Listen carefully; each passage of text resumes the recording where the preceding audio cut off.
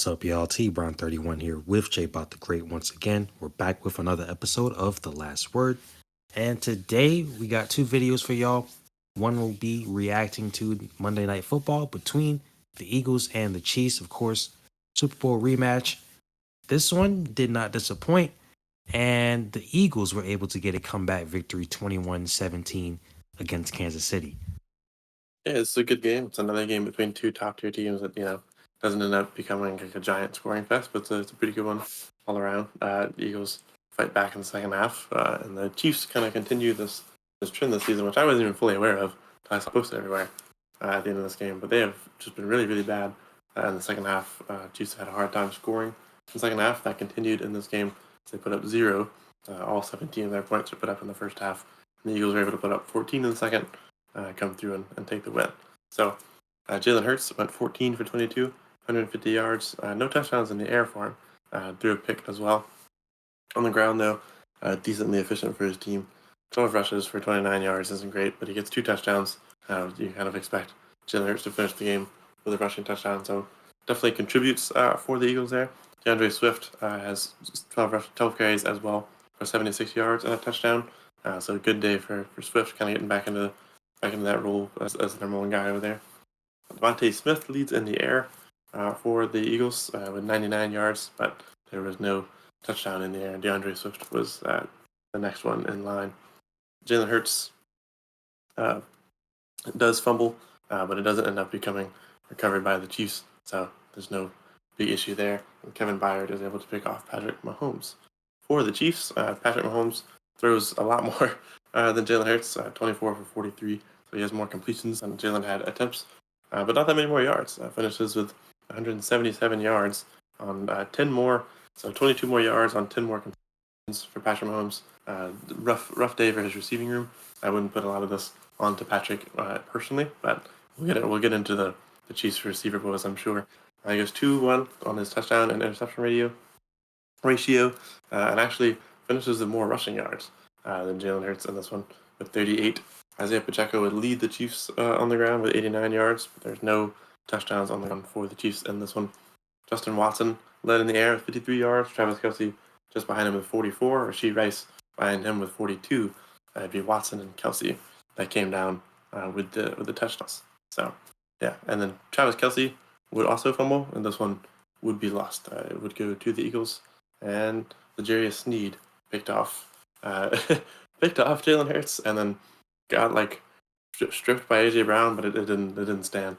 It ended up being the L'Jarius Sneed interception. But Peyton Manning called it like the best play he'd ever seen as L'Jarius Sneed got the ball, and then AJ Brown bullied him and took it back, but that didn't end up holding up. So anyway, the good game between two top tier teams. The Chiefs continue though to kind of struggle receiving wise.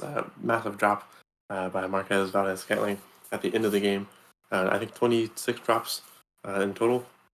There's just a lot of bad passes, bad catches in this game, and some of them you could probably make an argument that there might be, it could be a little bit better of a pass. And I give Patrick Mahomes credit in his post-game press conference. He took the blame for the last drop too, saying that he could have, maybe put it a little shorter. I think he said the ball was really perfectly thrown.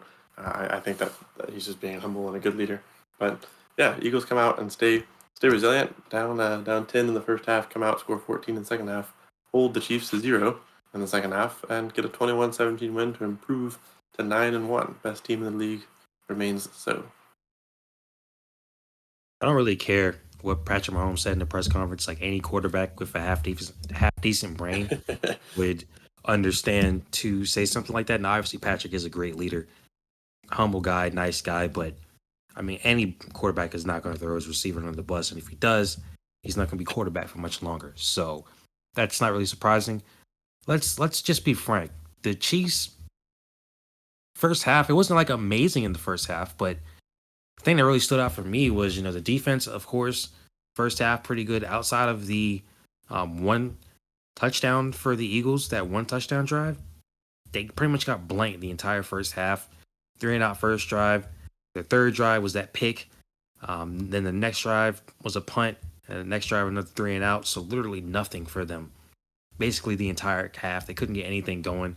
Outside of that first drive where DeAndre Swift ended up getting that touchdown there. There wasn't really much going for the Eagles there. It just obviously the Chiefs defense, we talked about it every time we've talked about them this season, over the past few weeks especially. Defense is obviously more of a story for them this year than in the past. The offense isn't as great, not bad, but it's not the same Chiefs offense. Like we know that even last year, with that first year of not having Tyreek, offense was still pretty good. This year's definitely taking a step back. Um, and the defense, on the other hand, taking a step up. So really good first half from that Chiefs defense. And they were able to run the ball really well. Isaiah Pacheco. Obviously now it's pretty obvious who, is that number one guy at the running back position. There's not really a discussion anymore. Clyde Edwards-Helaire. I don't know what's really happened to him over the past couple seasons, after that first, few years out of LSU, but it just hasn't been good. And obviously Pacheco's taken over that lead, and he played a pretty good game, had a good run. Kadarius Toney had a good run early on. So, it seemed like despite not really moving the ball that much, in the first half, the Chiefs offense was still decently good on the drives that they did score, at least. And even the drive where Patrick threw that interception, that was really his main mistake of the night in the red zone, in the end zone, I should say. They still moved the ball pretty well. So outside of some early drives, they didn't really have too much resistance there. So not really much to complain about for the Chiefs in the first half outside of throwing an interception in the end zone, which you're not going to see too often from Patrick Mahomes, but it did happen. And I would say not being able to obviously capitalize on that interception that they got, which, like you mentioned, didn't stand the fumble part of it, which I was very skeptical. So I was honestly looking at it, it's like, how the heck did that not become a fumble? But they did show the angle where, the shin got touched and all that. So fine. But they weren't able to capitalize off of that. And if they had been, at least get, a field goal maybe.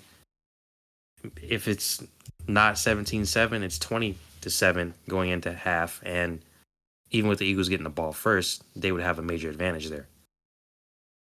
Yeah, I think that this first half definitely is there's a few things that happen for the Chiefs here that when you consider the woes of the second half, there's an argument to be made that they should have played a little better in the first half too. And I think the biggest one is going to be not capitalizing on that Eagles interception. Right, they give you the ball, you only have to go about 50, 60 yards to get to a touchdown or even a field goal, but you end up throwing a pick in the red zone.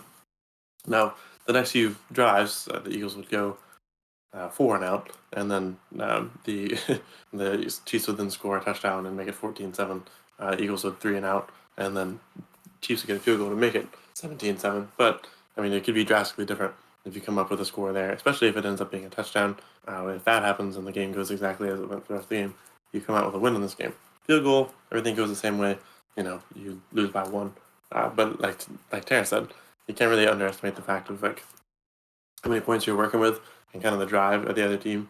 So if you go in and it's already 20 to 7, or if it's higher, 24-7, you got a lot more to work with here. You make the Chiefs or make the Eagles a little more anxious throughout the game. Your defense has been tough, and it starts off that way in the second half too.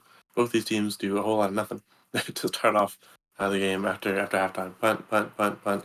Neither of them do any more than 4 plays on any of these drives. Then the Eagles kind of wake up, come through, get a touchdown. That'll put them, 14-17. They're starting to think that this game is alive again. And then the Chiefs fumble, and then the Eagles have to punt. They're not able to capitalize on that fumble, but the Chiefs will give it right back after a kind of, I would say, quickish drive. Then the Eagles would score again and make it 21-17, and after that, not much would happen. They would punt twice. The Chiefs would turn it over on downs, desperately trying to, scratch a victory from what should have been an easy win based on how they went into the halftime. But yeah, this just kind of came into the Chiefs stalling out at the worst times. That interception drive, it can haunt them throughout the whole game, but the fact that they did nothing but punt and turn it over on downs or fumble in the second half is also going to be a major blow. And a lot of that comes down to a lot of receiver play and the ability to get the ball downfield. Yeah, so now, getting into more of what actually caused them to lose, We can talk about the drops, the fumble. Travis Kelsey, not an amazing night for him. Had some drops and had obviously the fumble there. So not an amazing night for Travis Kelsey, obviously. Um, Again, you didn't mention it. Eagles didn't capitalize off of that fumble, but it was a drive where once again they were driving down, got on Eagles side of the field near the red zone there, and didn't matter. We actually got in the red zone, I should say, and didn't matter. Fumbled, so you lose that opportunity at points again. I mean, at the least you get a field goal there, probably punch it in. Now you're up 2014 or you're up another touchdown. So that's rough there, of course. So we can't just guys like Patrick Mahomes, Travis Kelsey, we have to hold them accountable just as much as we would for anybody else when they make mistakes, despite being great. And I think we probably should hold them accountable even more because we know how good these guys are, and we know that they don't do things like this that often. Um, but we should hold them just as accountable. With that being said, this receiving core definitely needs to step up, and we talked about this at length, I should say, for the first game of the season against Detroit. We know what happened. We had so many drops in that one. Kadarius Toney obviously was getting the brunt of that, but it seems like it's just still the same problem. I mean, even guys like Justin Watson, he had some big plays there. He had a touchdown, but then he also had some drops. Rasheed Rice, he had a drop. So, you know, of course, MVS, he had the big one that should have been a touchdown. We could talk about this all day. They just have receiver issues, and we talked about them getting McCole Hardman back. Not the biggest deal in the world, but at least somebody Patrick Mahomes is familiar with. At the same time, they should have. If they didn't want to keep Juju, they should have at least gotten somebody comparable to him to replace him.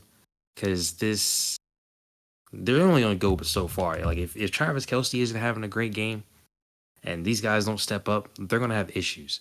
So at some point, I doubt they'll be running the ball, too much once they get to the playoff time. But at some point, maybe you should invest a little bit more in the run game because it turned out pretty good in the first half. But once again, second half for the Chiefs, they do nothing. We talked about it in the Dolphins game. They didn't do anything in that second half, but they still were able to win.